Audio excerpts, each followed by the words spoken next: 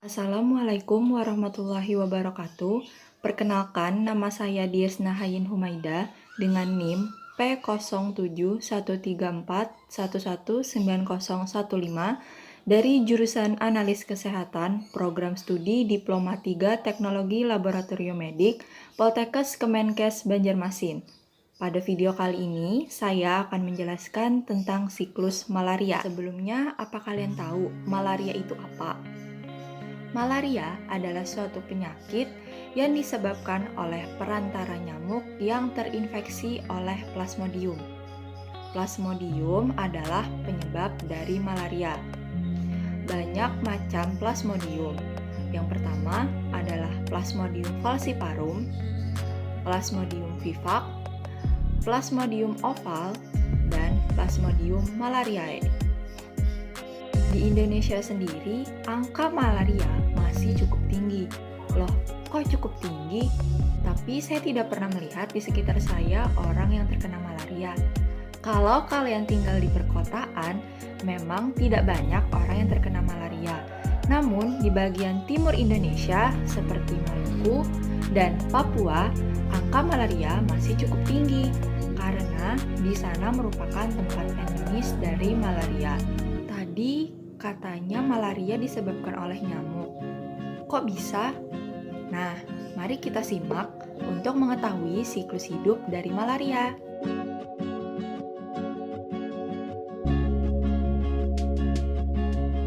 Tahap pertama dari siklus malaria dimulai ketika nyamuk Anopheles betina yang terinfeksi Plasmodium menghisap darah manusia. Selagi menghisap darah manusia, nyamuk Anopheles juga memasukkan stadium infektif bernama sporozoid.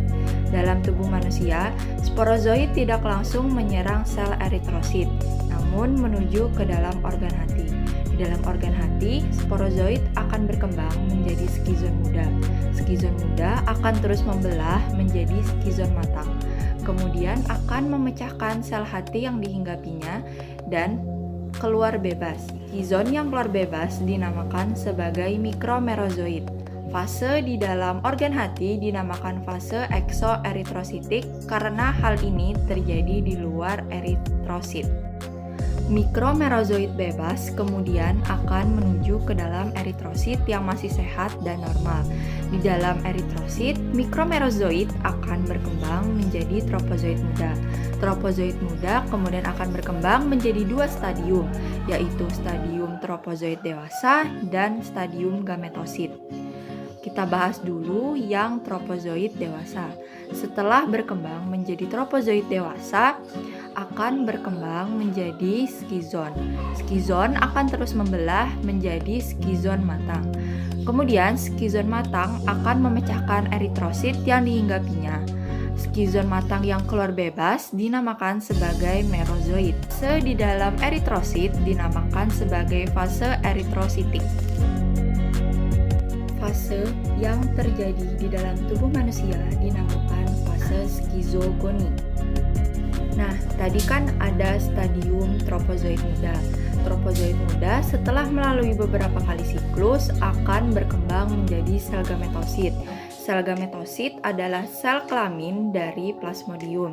Sel gametosit terbagi menjadi dua, yaitu mikrogametosit dan makrogametosit. Mikrogametosit merupakan sel kelamin jantan, sedangkan makrogametosit adalah sel kelamin betina. Untuk Plasmodium falciparum, bentuk dari makrogametosit adalah seperti bentuk pisang dengan ujung yang agak meruncing dan eritrosit yang dihinggapinya tidak membesar. Untuk mikrogametosit dari Plasmodium falciparum, bentuknya seperti sosis dengan ujung yang agak tumpul. Eritrosit yang dihinggapinya juga tidak bertambah besar. Untuk Plasmodium vivax, bentuk makrogametosit dan mikrogametosit adalah bulat. Namun, eritrosit yang dihinggapinya berukuran menjadi lebih besar. Untuk Plasmodium oval dan Plasmodium malariae, bentuk makrogametosit dan mikrogametosit adalah membulat.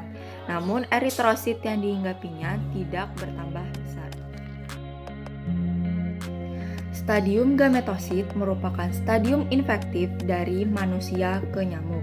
Nyamuk Anopheles kemudian akan menghisap darah manusia yang terinfeksi oleh Plasmodium.